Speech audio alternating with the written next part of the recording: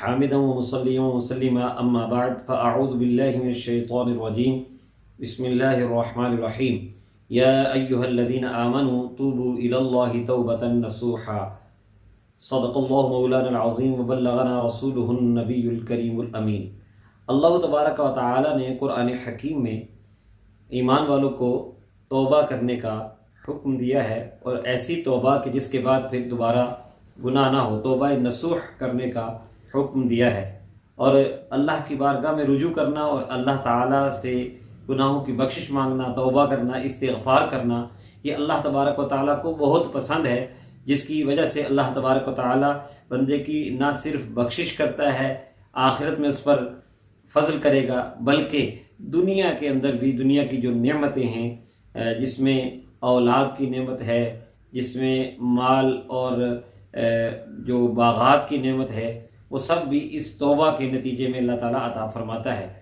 سورہ نوح کے اندر اللہ تبارک و تعالیٰ نے ارشاد فرمایا کہ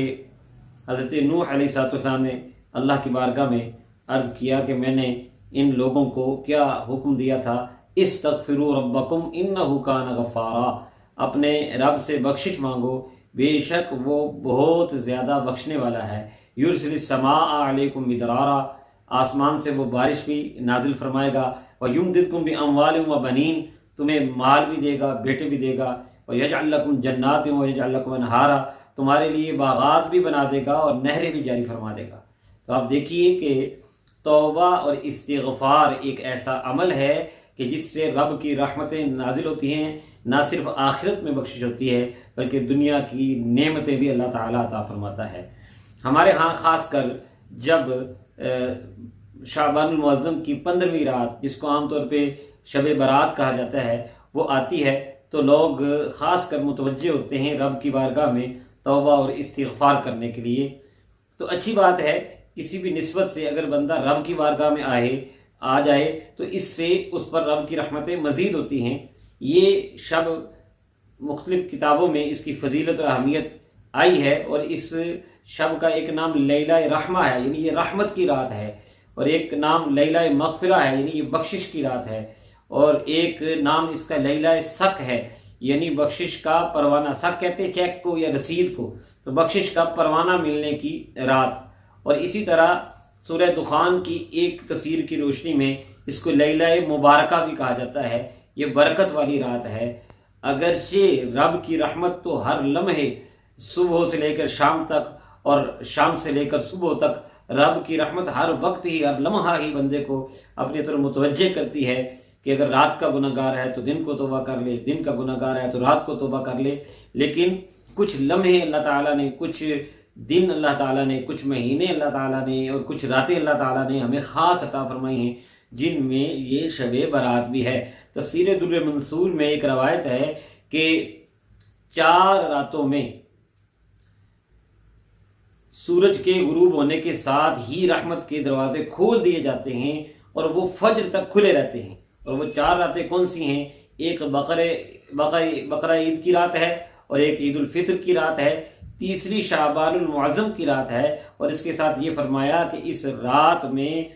مرنے والوں کے نام لکھ دیے جاتے ہیں، بندوں کا رزق لکھ دیا جاتا ہے، اور یہ لکھا جاتا ہے کہ اس سال کس نے حج کرنا ہے۔ اور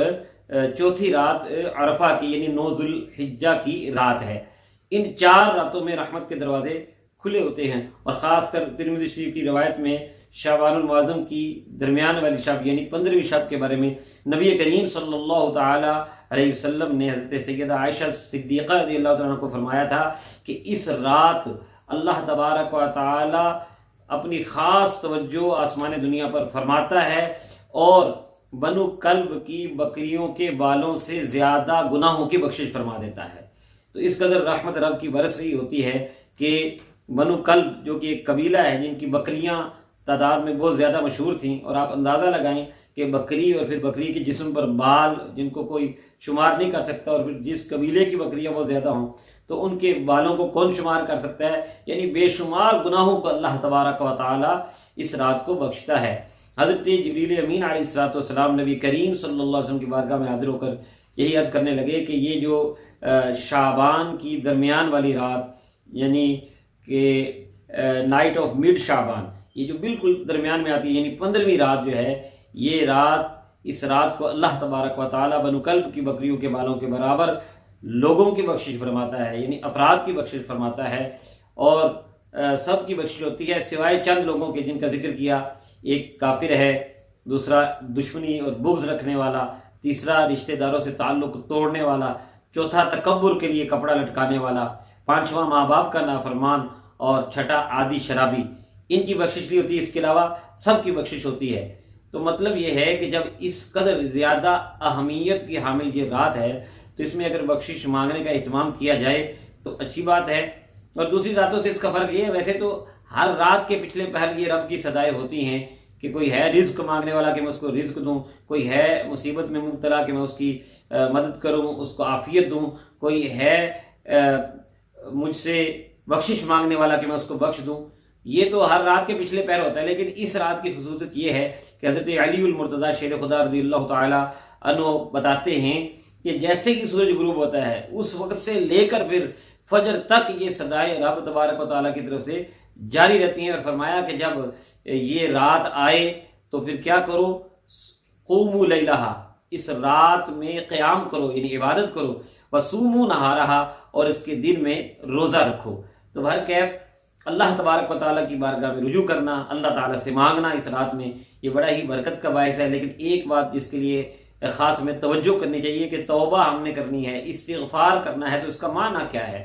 توبہ اور استغفار کا معنی یہ ہے، جسے ابھی آیت میں آپ نے سنا توبہ نصوح، اس کا مطلب یہ ہے کہ ایسی توبہ کرے کہ پھر گناہ کی طرف نہ جانے کا پکا اس کا ارادہ ہو، پھر گناہوں کی طرف نہ لوٹے۔ ایسی توبہ کرے تو پھر یہ صحیح توبہ ہے، یعنی پہلا جو گناہ ہو گیا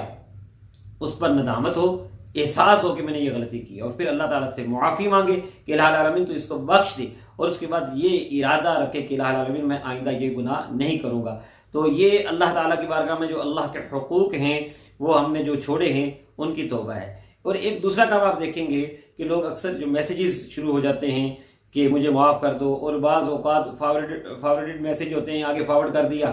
نہ سوچا نہ سمجھا۔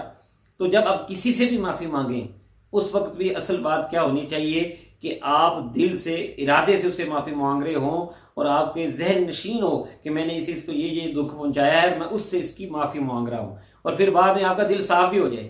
یہ نہیں کہ وقتی طور پہ آپ نے ویسے ہی میسیج ہر ایک کو ایک بٹن دبایا اور سب کو سینڈ کر دیا، چاہے دل سے اس کی دشمنی کو ختم کیا یا نہیں کیا، دل میں اس کی برائیاں رکھی ہوئی ہیں، تو پھر تو یہ معافی نہیں ہوگی نا۔ ویسے تو معاف کرنا اتنی بڑی عبادت ہے کہ یہ اللہ کی سنت ہے۔ اللہ تبارک و تعالیٰ سے جو نبی کریم صلی اللہ علیہ وسلم نے دعا ہمیں مانگنا سکھائی نا، اس دعا میں فرمایا اللہم انک عفو تحب العفو فاعف عنی یا غفور، اے اللہ بے شک تو معاف کرنے والا ہے اور معاف کرنے کو پسند کرتا ہے۔ اب دیکھیے جب رب معاف کرتا ہے تو کیسے معاف کرتا ہے؟ کتنے سے کتنا بڑا ہی گناہگار آ جائے، اگر وہ لاکھ گناہ لے کر آیا ہے تو اس کو اللہ تعالیٰ معاف بھی فرما دے گا، بالکل مٹا بھی دے گا، اور اس کو لاکھ نیکیاں بھی تحفے کے طور پہ عطا فرمائے گا۔ کوئی کروڑ لے کر آیا ہے تو اس کے وہ کروڑ گناہ صاف بھی ہو جائیں گے، مٹا بھی دیے جائیں گے، اور پھر اس کے بدلے میں اس کو تحفے میں کروڑ نیکیاں بھی دی جائیں گی۔ تو اللہ تعالیٰ تو اس طرح اپنے بندے کو معاف کرتا ہے کہ وہ اس کے بارے میں جو اس کا ریکارڈ ہے وہ بالکل صاف ہو جاتا ہے، داغ بالکل مٹ جاتے ہیں، بلکہ اس کو اعزاز اور اکرام اور نیکیاں دی جاتی ہیں۔ اور ہم کسی کو معاف کرتے ہیں تو بس سرسری احسان کر جاؤ یار تجھے معاف کیا، اور بات کو دل میں رکھتے ہیں، اور بغض دل میں رکھا ہوتا ہے، بعد میں اس کی برائیاں بھی دوسروں سے کر رہے ہوتے ہیں، پھر یہ معاف کرنا نہیں ہے۔ تو اگر آپ معافی مانگتے ہیں کسی کو میسج کر کے تو اس کا معافی کا طریقہ یہ ہے کہ اپنے دل سے اس کو معاف کریں، اور بالکل اس کی جو خطائیں ہیں پھر اس کو بھول جائیں، اور نئے سرے سے اس کے ساتھ تعلقات جو ہیں وہ وضع کریں۔ اور جب بھی کسی سے آپ نے معافی مانگنی ہے، اگر جن غلطیوں کا آپ کو پتہ ہے، جو آپ جانتے ہیں، ان کو آپ اس کی نشاندہی کر کے معافی مانگیں، اور جن کا نہیں پتہ تو اس کو آپ اجمالاً کہہ سکتے ہیں کہ یار اگر کوئی غلطی ہو گئی ہو تو مجھے معاف کرو۔ اور معافی میں اگر ایسا ہے کہ اس کا کوئی حق مارا ہے، مال کھایا ہے، تو یا اس سے معاف کروائیں یا اس کو اس کا مال دیں، تو اس طرح معافی ہوگی۔ بہرحال جس بہانے بھی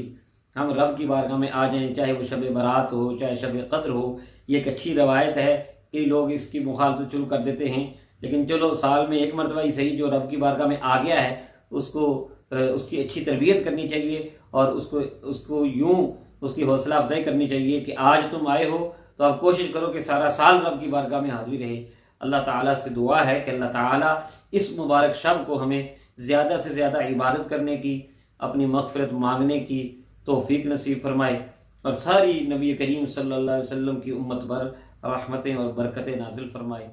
وما علیہ الا البلاغ۔